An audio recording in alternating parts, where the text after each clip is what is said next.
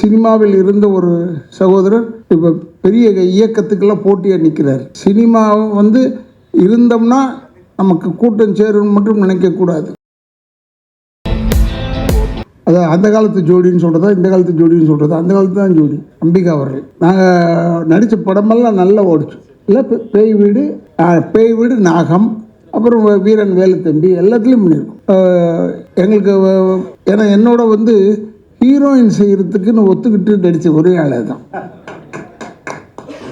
ஏன்னா இதெல்லாம் திருட்டுராஜாக்கள்லாம் கடல் கடந்து போனதுனால, கோவாக்கெல்லாம் போனதுனால அங்கே இல்லைங்க அவங்களுக்கு ஜோடி இல்லைன்னு சொல்லிட்டாரு எங்கள் இயக்குனர் ராமநாராயண் சார். அதே மாதிரி அண்ணன் சிஎம்கே ரெட்டி அவர் எங்களவர் இப்போ சொன்ன பிரச்சனையாகிடும். ஏன்னா இப்போ அந்த பிரச்சனை தான் பெருசாக ஓடிக்கிட்டு இருக்கு. தேவையில்லாத பிரச்சனை தான், அதான் ஓடிட்டுருக்கு.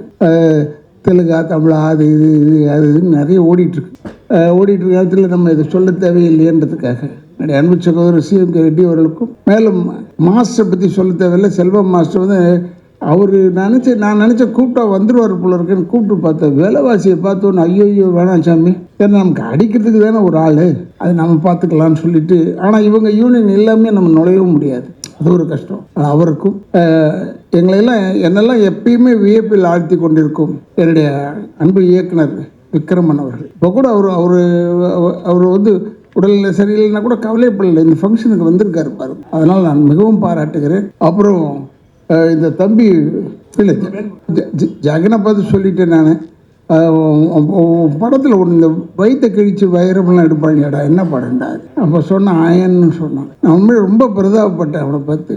ஆனால் அவன் பயங்கர வால்ன்றது எனக்கு நல்லா தெரியும். அதே மாதிரி இப்போ அண்ணன் இருக்காருன்னா அவர் பாட்டெல்லாம் இந்த மண் வாசனை கெடாமல் இருக்கும் அந்த பாட்டு. அதனால் அவரும் இன்றைக்கி நல்ல புகழ் உச்சியில் இருக்கிறார். அதெல்லாம் நல்லா வளரணும். அதில் இந்த எடிசன் அவார்டில் கூப்பிட்ருக்காங்கன்னு போது நான் ரொம்ப பெருமைப்படுறேன். ஏன்னா செல்வகுமாருக்கு ஒரே ஒரு இழிச்சவாயை நான் தான் நினைக்கிறேன். எப்போ கூப்பிட்டாலும் வந்துடுவான். அதனால் எடிசன்னு கூப்பிட்டா போதும்.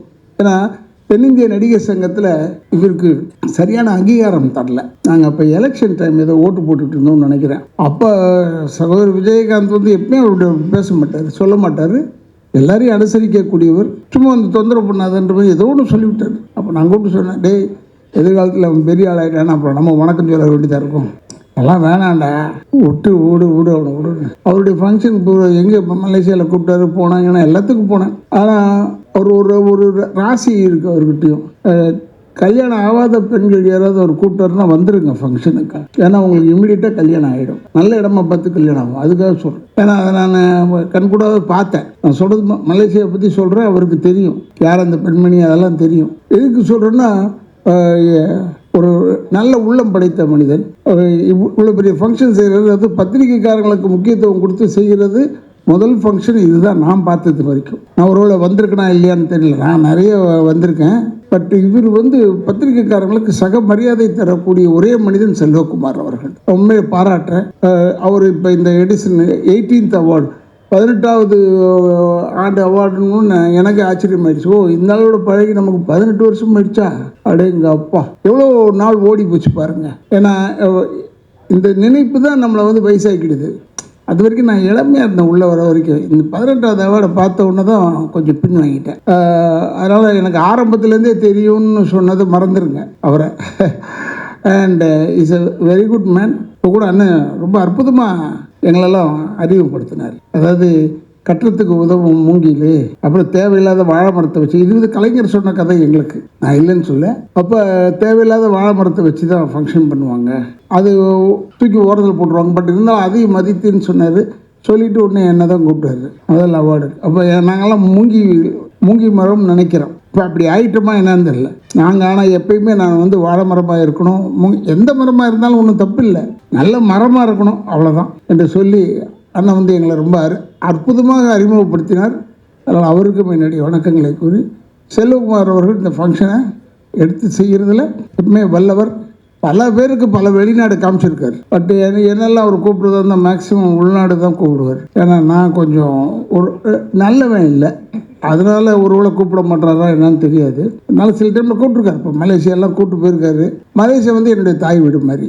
எல்லாமே எனக்கு நிறைய நண்பர்கள், நிறைய நானே போய் தனியாக போயிட்டு போய் பார்த்துட்டு வரக்கூடிய அளவுக்கு தகுதி உடையவர்கள் அங்கே.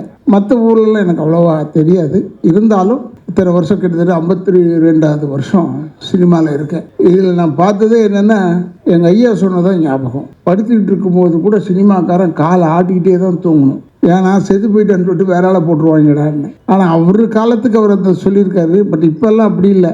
என் சைஸுக்கு ஒரு ஆள் இருந்தால் போதும், அந்த ஆளை போட்டுருவாங்க. சைஸுக்கு தான் இப்போ வேணும் என்று சொல்லி, அது மாதிரி இல்லாமல் இப்போல்லாம் வந்து நல்ல புதுமையான படங்கள்லாம் எடுக்கிறாங்க. ஆனால் அந்த புதுமையான படங்கள்லாம் எடுக்கும்போது நம்மளும் பெருமையாக நினைக்கிறோம்.